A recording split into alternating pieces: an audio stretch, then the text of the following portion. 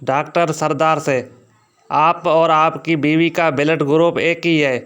सरदार बोला, होगा कैसे नहीं, 25 साल से मेरा खून पी रही है।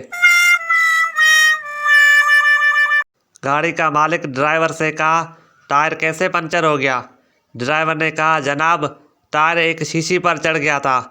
मालिक बोला, तुम्हें शीशी नज़र नहीं आई थी क्या? ड्राइवर ने कहा, जी नहीं, वो शीशी उस आदमी के जेब में थी जो गाड़ी के नीचे आया था। दोस्त, बाजार में ध्यान से चला करो वरना किसी कार के नीचे आ जाओगे।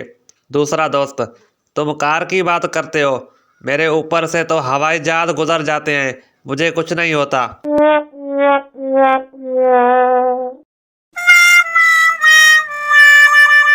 रात को सोने से पहले एक मच्छर ज़रूर मार दिया करें ताकि बाकी मच्छर उसके जनाजे पर चले जाएं और आप मज़े से सो जाएं।